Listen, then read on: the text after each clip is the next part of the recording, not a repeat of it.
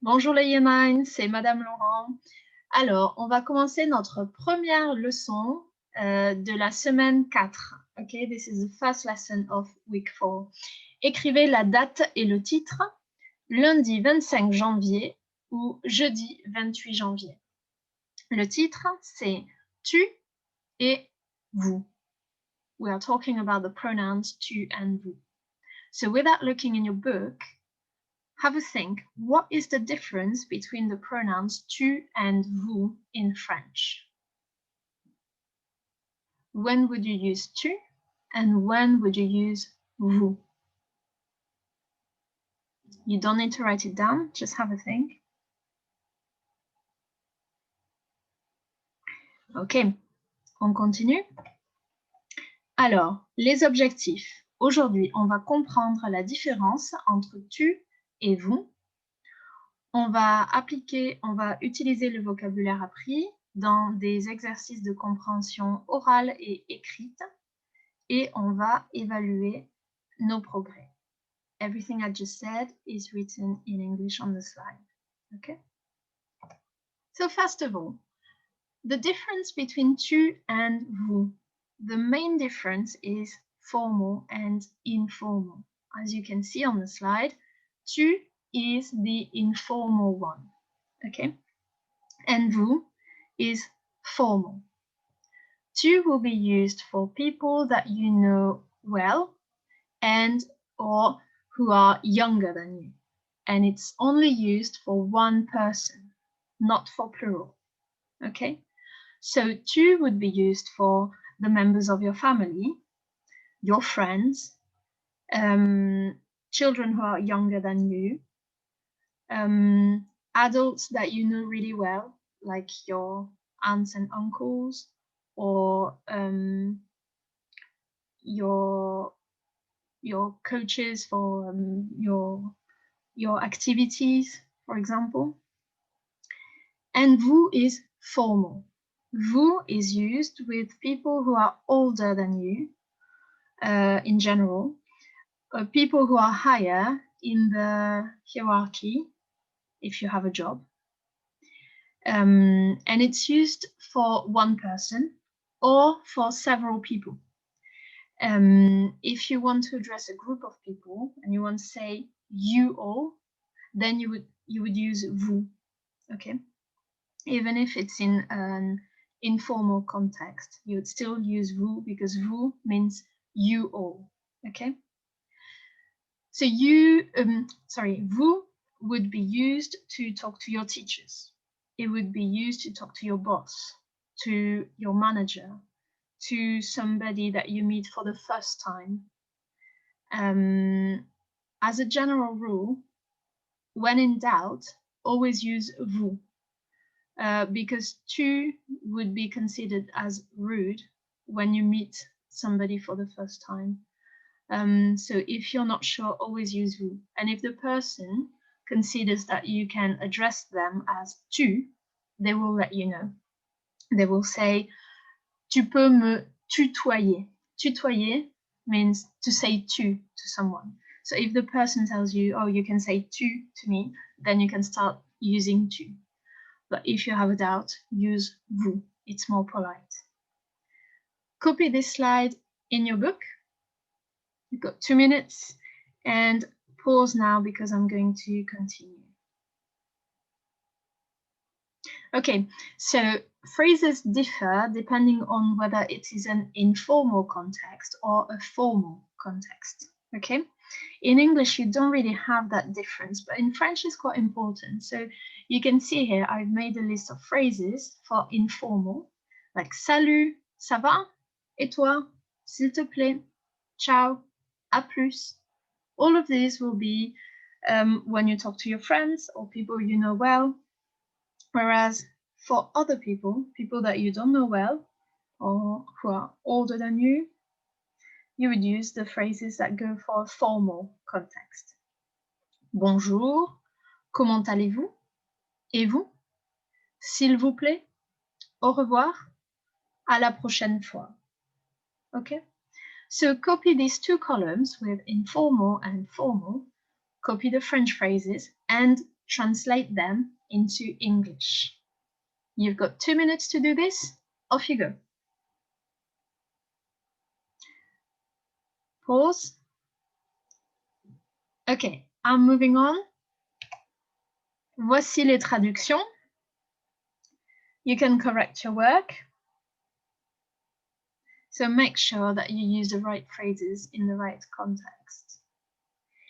This is very important because in the GCSE, when you do the speaking exam, they tell you whether they want you to use the informal phrases or the formal phrases. They tell you if they want you to use tu or vous, so you need to be able to adapt. Okay? Right, I'm moving on. Alors, maintenant, on s'entraîne avec un exercice de compréhension. Now we're going to practice. You've got this text, which is a letter, and you need to find the French for the phrases A to H. The first one has been done. A, thank you for your letter. In French, it's merci pour votre lettre. So you'll need to read the whole text and find the equivalent of these phrases, okay? You don't need to copy the phrases in English, but you need to write down the phrases in French. If you want to listen to this text as well, I'm going to read it in French if you want to practice your listening skills. Ok? C'est parti. Montpellier, le 2 mars. Chère Julie, merci pour votre lettre datée du 20 février. Je serai ravie de vous recevoir pour répondre à vos questions le mardi 27 mars à 14 h dans la salle de réception de la mairie. 2 représentants du Conseil des enfants participeront à notre réunion. Pourriez-vous m'envoyer la liste de vos questions par email? Recevez mes sincères salutations, Monsieur le maire.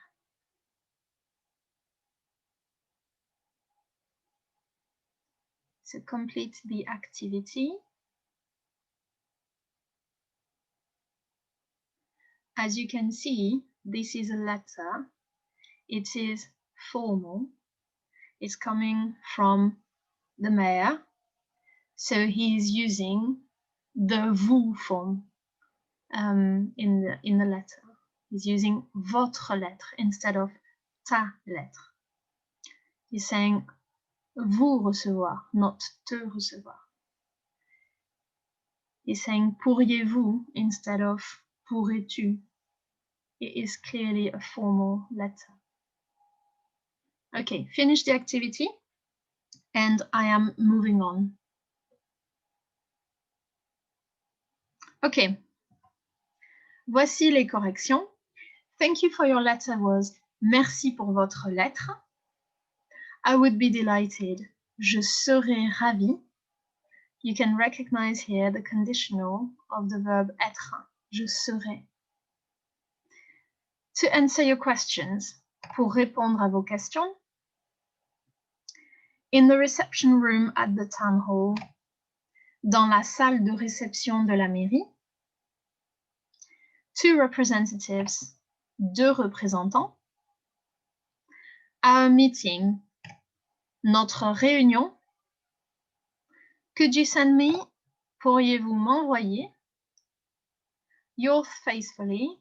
Recevez mes sincères salutations. Correct your work. I'm moving on. Ok, maintenant, un autre exercice de compréhension. Again, you can do this as a reading exercise or as a listening exercise. You can avoid looking at the text to do this only as a listening, or you can combine reading and listening at the same time. It's up to you. I think personally that combining listening and reading at the same time is the best way to improve your listening skills. This is what I would recommend. So you need to read and listen to the email and answer the questions. As a general rule, when the questions are in English, you are expected to answer in English as well. Okay? So who wrote to Julie? It was the mayor, le maire. Yeah. So I'm going to read the email. You need to make sure you answer the questions. Before we start, you need to read the questions so that you know what pieces of information you need to pay attention to. So read the questions.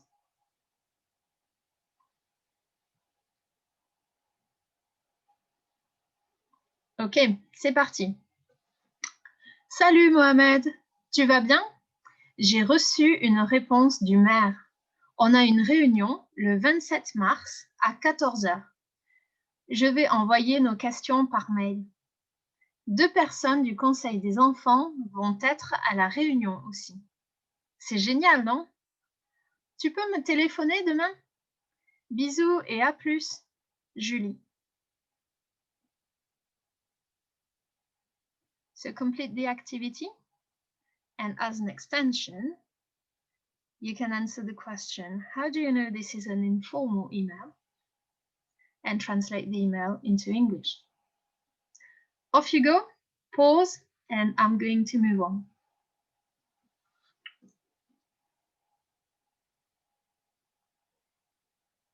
Okay, alors on va corriger. So, who wrote to Julie? That was the mayor. When is the meeting? The meeting is on the 27th of March at 2 p.m. In the GCSE, when they ask you a question like this, don't just give one part of the answer. If they ask you when the meeting is, don't just give the date if you've got extra information. Put all the information that you know. So 27th of March at 2 p.m. What is she going to send? She's going to send their questions by email. Who else will be at the meeting? 2 people from the Children's Council. And when can Mohamed phone Julie? Tomorrow. If you've done the translation, I'm going to translate now so that you can check your work. So it said, hi Mohamed, how are you? I received an answer from the mayor. We have a meeting on the 27th of March at 2 p.m. I'm going to send our questions by email. 2 people from the Children's Council are going to be at the meeting as well. It's great, isn't it?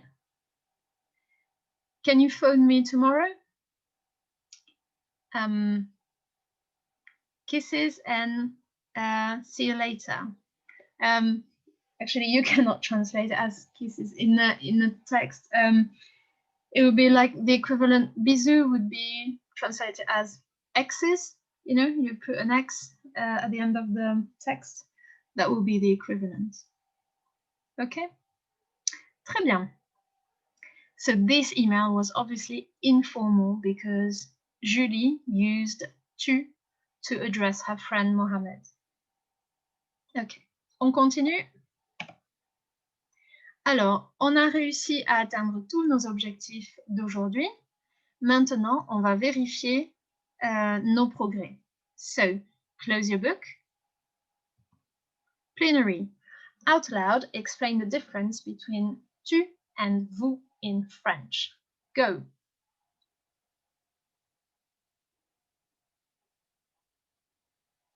Okay, now if you want to check your answer, go back in this video to check when to use tu and when to use vous.